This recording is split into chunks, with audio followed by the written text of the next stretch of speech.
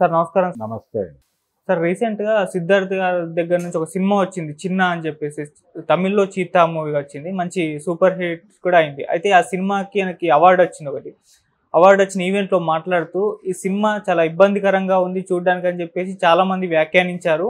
అయితే రీసెంట్‌గా వచ్చిన 'ఏనిమల్' సినిమాలో ఎటువంటి ఇబ్బంది లేకుండా చూసారు. మరి నా సినిమా పట్ల ఎందుకు ఇట్లాంటి బిహేవ్ చేస్తున్నారని చెప్పేసి ఆయన ఏడ్ చేశారు కూడా ఆ స్టేజ్ పైనే. మరి దీన్ని ఏ విధంగా చూడొచ్చు ఆయన మాటల్ని సార్? అంటే తన సినిమాకి అప్లాజ్ వచ్చింది గానీ, క్రిటికల్ అక్లైమ్ వచ్చింది గానీ, ఆర్థికంగా అంత సపోర్టివ్‌గా లేదు ఆ సినిమా. సపోర్టివ్‌గా అంటే ఇన్ ది సెన్స్ తెలుగులో రిలీజ్ అయింది. చిన్న పేరుతో రిలీజ్ అయింది కానీ, పాజిటివ్ రివ్యూస్ వచ్చినాయి కానీ, అంటే ఒక మంచి ప్రయత్నం చేశారు అనేటువంటి అభిప్రాయం చాలామంది మాట్లాడారు కానీ, ఆర్థికంగా అది వైబుల్ ప్రాజెక్ట్‌గా మిగలలేదు. అది వాస్తవం. చాలా థియేటర్‌లో అది మూడో రోజు నుంచి మిగలలేదు సినిమా.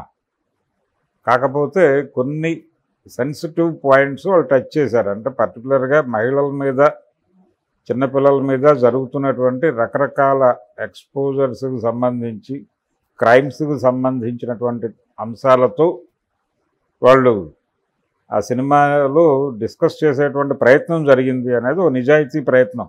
ఓకే. అభినందనలు వచ్చినాయి కానీ, ఆర్థికంగా అది తమిళ్లో కొంత రెవెన్యూ వచ్చింది. తమిళ్లో వచ్చింది. ఇతర ప్రాంతాల్లో తను పాన్ ఇండియా లెవెల్లో దాన్ని ప్రమోట్ చేద్దామని ట్రై చేశాడు.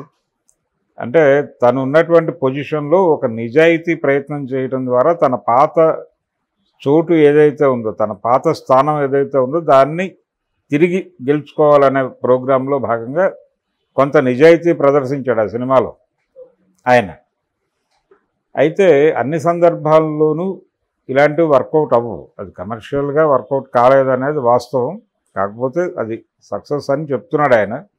అవార్డు వచ్చింది, ఆనందపడుతున్నాడు. కానీ ఎప్పుడైతే విరుద్ధమైనటువంటి కంటెంట్, అంటే ప్రజల జీవితాలని కొంచెం ఇబ్బంది పెట్టేటువంటి కంటెంట్తో వచ్చినటువంటి సినిమానేమో 800 కోట్లు కట్టబెట్టారు. రివ్యూస్ బ్యాడ్గా ఉన్నాయి దానికి. అంటే సినిమాల్లో సంబంధాలు ఉన్నవాళ్ళు, సినిమాల్లో పనిచేస్తున్న వాళ్ళు, ఖుష్బూ లాంటి వాళ్ళు, వీళ్ళందరూ కూడా నెగిటివ్గానే మాట్లాడారు ఆ సినిమా మీద. చాలామంది మహిళా నటీమణులు అయితే చాలా క్లియర్గా ఇది కొంచెం దుర్మార్గమైన సినిమా అని మాట్లాడారు.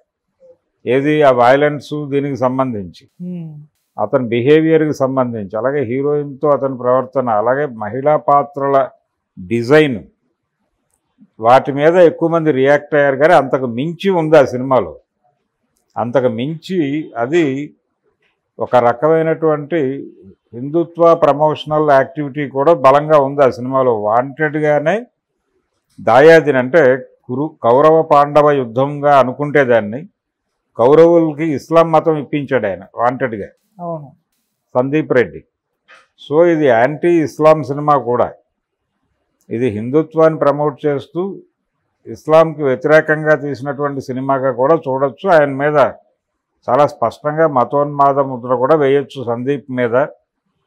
నిర్మోహమాటంగా ఆయన మాట్లాడే ధోరణి, ఆయన వ్యవహరించే తీరు, ఆ సినిమాలో పర్టికులర్గా ముస్లిం క్యారెక్టర్లను డిజైన్ చేసిన పద్ధతి, హిందూ క్యారెక్టర్లను డిజైన్ చేసిన పద్ధతి, ఆ రెండింటి మధ్య ఉన్నటువంటి వేరియేషను, వివక్ష, ఇవన్నీ చూస్తే ఆయన మీద 100 సందేహాలు వస్తాయి. అంత వరస్ట్ సినిమా అది. చాలా దుర్మార్గాన్ని ప్రమోట్ చేసినటువంటి సినిమా. టెక్నికల్గా హై స్టాండర్డ్స్తో, అంటే థియేటర్ని ఎమోషనలైజ్ చేసేటువంటి ఒక కెపాసిటీ తనకు ఉందని, దాని మీద ఆయన ఏ ప్రయత్నం పడితే ఆ ప్రయత్నం చేసేస్తున్నాడు. అది వర్కౌట్ అవుతుంది బాక్స్ ఆఫీస్ దగ్గర. అంటే విజయమే మాట్లాడుతుంది అని. సక్సెస్ అయ్యి డబ్బులు వచ్చిన సినిమాలన్నీ గొప్ప సినిమాలేం కాదు. అది ఈయన అర్థం చేసుకోవాలి. కాకపోతే ఎమోషనలైజ్ అయ్యాడు. ఎందుకు ఎమోషనలైజ్ అయ్యాడు అంటే, అంత దుర్మార్గం అని చెప్పి క్రిటిక్స్ అందరూ మాట్లాడిన సినిమాకే 800 కోట్లు కట్టబెట్టారు మీరు. జెన్యూన్ కంటెంట్తో వచ్చిన నా సినిమానేమో మీరు పట్టించుకోలేదు, ఎవరు పట్టించుకోలేదు. ఇప్పుడేదో అంటే అవార్డును కూడా ఒక రకంగా బోడిగుండు మీద మల్లిచెండు అని ఒక సామెత ఉంది. క్షౌరం అయిపోయిన తర్వాత మల్లిచెండు వేసేటవడం, అలాగా బోడిగుండు మీద మల్లిచెండులాగా అవార్డులు ఇస్తున్నారు. ఇది కాదు రివార్డ్స్ కదా కావాల్సింది, జనంలో నాకు గుర్తింపు కోసం కదా నేను నిజాయితీగా ఒక ప్రయత్నం చేసింది ఆ ప్రయత్నానికి రావాల్సినటువంటి రికగ్నైజేషన్ ఫైనాన్షియల్గా అంటే కమర్షియల్గా రాలేదు. వచ్చుంటే ఇలాంటి సబ్జెక్టులు మరికొన్ని చేయడానికి నేను ముందుకు వచ్చేవాడిని. కానీ ఇదే ఆడియన్స్ ఎందుకు ఇలాంటి సబ్జెక్టులకి మొగ్గు చూపిస్తున్నారు, యానిమల్ లాంటి సినిమాలు అని. ఇప్పుడు యానిమల్ సినిమా మీద అంటే తన మనసులో ఒకటి, తన సినిమాని ఆదరించలేదు అనేది ఒకటి, ఆడియన్స్ మూడ్ ఎలా ఉంది అనే దానిలో ఒక కన్ఫ్యూజన్. ఈ రెండు కలగలిసి ఆయన మాటల్లో ధ్వనించినాయి. ఓకే. యానిమల్ దుర్మార్గమైన సినిమా, నిజానికి క్రిటిక్స్ చెప్పిన దానికన్నా కూడా దుర్మార్గమైన సినిమా అది.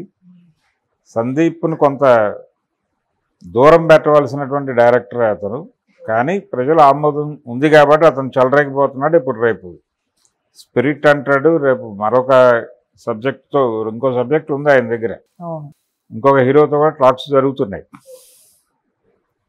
సో ఆయన ధోరణిలో ఆయన వెళ్ళిపోతున్నాడు. సమాజం యాక్సెప్ట్ చేసింది ఈ నామ్స్ అనే పద్ధతిలో ఆయన ఉన్నాడు. ఆ ధోరణి నడుస్తుంది. ఇప్పుడు సిద్ధార్థ్ ఈ ప్రకటన చేసిన తర్వాత ఆయన యానిమల్ లాంటి సినిమాలు తీసిన జనం చూడకపోవచ్చు. అంటే తీయాల్సినటువంటి చెప్పాల్సినటువంటి కంటెంట్ని హృదయానికి తీసుకుని చెప్పగలగటం, ఎమోషనల్గా చెప్పగలగటం అనేది అగ్నిహోత్రి కూడా చేశాడు. ఏది ఆ సినిమాలు వివేక్ అగ్నిహోత్రి చేసినటువంటి సినిమా ఉంది కదా కాశ్మీర్ ఫైల్స్, దానిలో కూడా ఎఫెక్టివ్గా తీసాడు ఆయన. ఆ ఎఫెక్టివ్గా తీయటం వలన కంటెంట్ దుర్మార్గమైనప్పటికీ జనాలకు కనెక్ట్ అయింది, మంచి రెవెన్యూస్ కలెక్ట్ చేసింది అది. అలాగే కేరళ స్టోరీ కూడా మంచి రెవెన్యూనే కలెక్ట్ చేయగలిగింది. అలాగే సందీప్ సినిమా కూడా మంచి రెవెన్యూనే కలెక్ట్ చేయగలిగింది, ఎవరు ఏ విధంగా మాట్లాడినప్పటికీ. అందుకని క్రాఫ్ట్కి సంబంధించి చెప్పదలుచుకున్న అంశాన్ని ఎమోషనల్గా చెప్పుకుంటూ వెడితే ఇంకో సినిమా కాకపోతే ఇంకో సినిమాలో అయినా సక్సెస్ వస్తుంది. ఈ అభిప్రాయం ఏదైతే నిన్న చెప్పాడో ఆయన, దాని మీద స్టిక్ ఆన్ అయ్యి డీవియేట్ కాకుండా నిలబడి సినిమాలు తీస్తే ఓ సినిమా కాకపోతే ఇంకొక సినిమాలో విజయం లభిస్తుంది. అక్కడి నుంచి తను సిన్సియర్గా ఆ ట్రాక్ మీద వెళ్ళిపోతే సరిపోతుంది. కంపారిజన్ అక్కర్లేదు. ఇది వేరే గొడవ, ఆయనది వేరే గొడవ. ఏదో జస్ట్ ఒక చిన్న ఆవేదనతో మాట్లాడాడు, అంతవరకే తీసుకోవాలి దాన్ని. అంతకుమించి ఆయన మాటలకి అధిక విలువ ఇవ్వాల్సినటువంటి అవసరం అయితే లేదు. ఇంకొక హీరోతో కూడా టాక్స్ జరుగుతున్నాయి. సో ఆయన ధోరణిలో ఆయన వెళ్ళిపోతున్నాడు. సమాజం యాక్సెప్ట్ చేసింది ఈ నామ్స్ అనే పద్ధతిలో ఆయన ఉన్నాడు. ఆ ధోరణి నడుస్తుంది. ఇప్పుడు సిద్ధార్థ్ ఈ ప్రకటన చేసిన తర్వాత ఆయన యానిమల్ లాంటి సినిమాలు తీసిన జనం చూడకపోవచ్చు. అంటే తీయాల్సినటువంటి చెప్పాల్సినటువంటి కంటెంట్ని హృదయానికి తీసుకుని చెప్పగలగటం, ఎమోషనల్గా చెప్పగలగటం అనేది అగ్నిహోత్రి కూడా చేశాడు. ఏది ఆ సినిమాలు వివేక్ అగ్నిహోత్రి చేసినటువంటి సినిమా ఉంది కదా కాశ్మీర్ ఫైల్స్, దానిలో కూడా ఎఫెక్టివ్గా తీసాడు ఆయన. ఆ ఎఫెక్టివ్గా తీయటం వలన కంటెంట్ దుర్మార్గమైనప్పటికీ జనాలకు కనెక్ట్ అయింది, మంచి రెవెన్యూస్ కలెక్ట్ చేసింది అది. అలాగే కేరళ స్టోరీ కూడా మంచి రెవెన్యూనే కలెక్ట్ చేయగలిగింది. అలాగే సందీప్ సినిమా కూడా మంచి రెవెన్యూనే కలెక్ట్ చేయగలిగింది, ఎవరు ఏ విధంగా మాట్లాడినప్పటికీ. అందుకని క్రాఫ్ట్కి సంబంధించి చెప్పదలుచుకున్న అంశాన్ని ఎమోషనల్గా చెప్పుకుంటూ వెడితే ఇంకో సినిమా కాకపోతే ఇంకో సినిమాలో అయినా సక్సెస్ వస్తుంది. ఈ అభిప్రాయం ఏదైతే నిన్న చెప్పాడో ఆయన, దాని మీద స్టిక్ ఆన్ అయ్యి డీవియేట్ కాకుండా నిలబడి సినిమాలు తీస్తే ఓ సినిమా కాకపోతే ఇంకొక సినిమాలో విజయం లభిస్తుంది. అక్కడి నుంచి తను సిన్సియర్గా ఆ ట్రాక్ మీద వెళ్ళిపోతే సరిపోతుంది. కంపారిజన్ అక్కర్లేదు.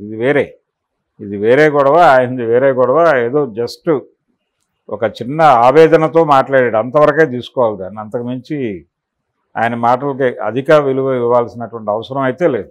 Okay sir, thank you so much. Thank you.